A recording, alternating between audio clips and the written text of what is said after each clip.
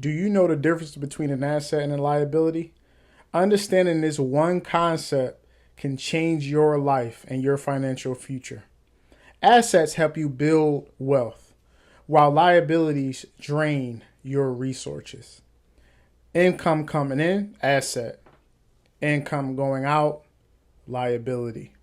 Most people can't distinguish the difference between the two.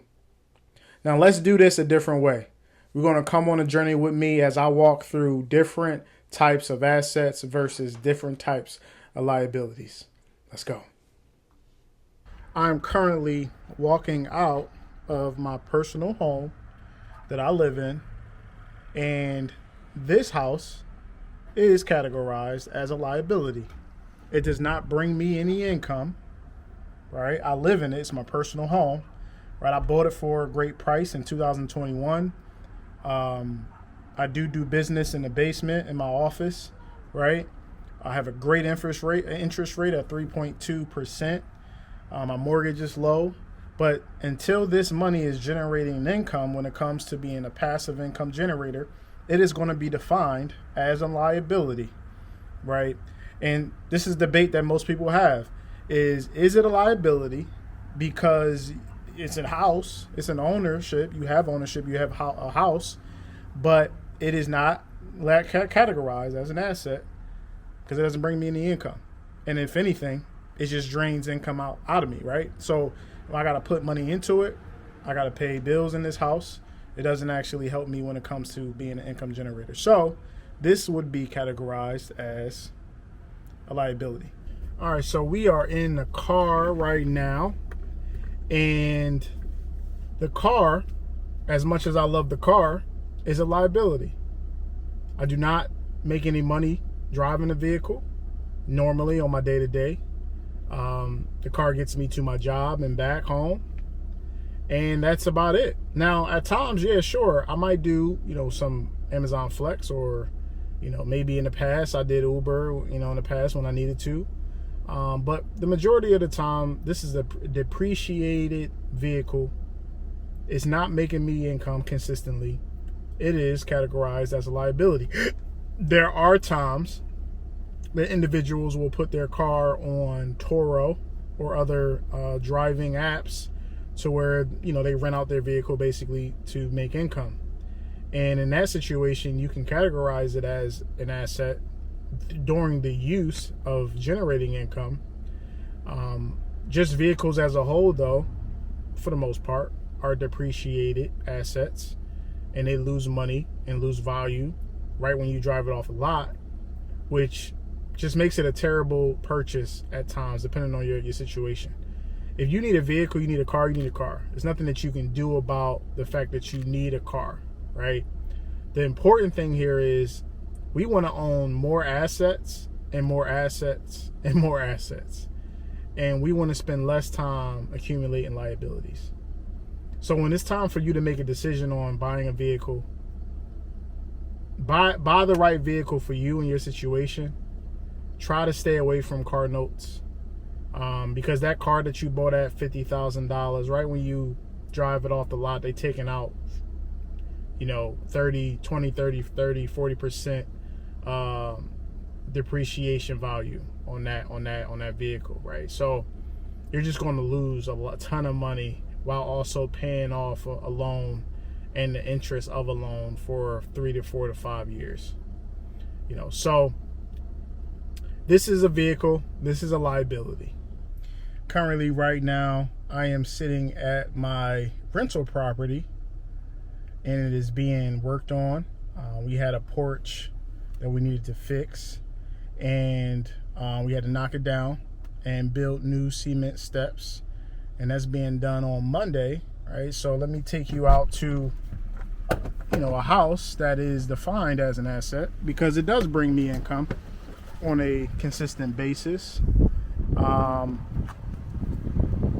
And I love it. I love the real estate game. I love being able to invest in assets and generating a passive income. I don't work for it. It continues to bring me money, So this is, the rental property is currently being worked on right now. And The contractors will be done on Monday as we continue to make some repairs on this property and get it prepared for the tenant that's going to be coming back to the property in a few days. So in this situation, this is definitely an asset. I bought the property a few years ago. I generate passive income, net passive income every month. Mortgage is not a ton of money. Got a good rate. So in this situation, that is definitely defined as a asset. And again, I encourage you guys, man, buy more assets. Stay away from the liability game.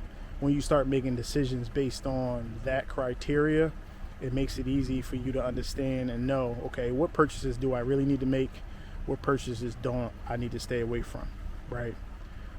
So the more assets you generate, the longer you hold on to the assets, the more value that they accumulate, the equity that I've built in, this property over the last few years. And then ultimately in the future, next year I'll be looking to buy another house.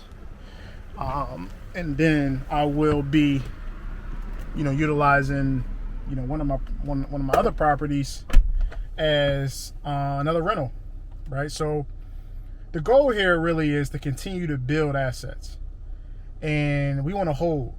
We're not going to be short term. We're trying to not to pay taxes. We're going to take all of the tax benefits that comes with owning real estate. And these are more in-depth conversations we're going to have in the future about, real estate and taxes and income and all of those things. But right now, I really just want to harp on, the asset versus liability talk and distinguish the differences between one thing and another. The house you live in, it's a liability.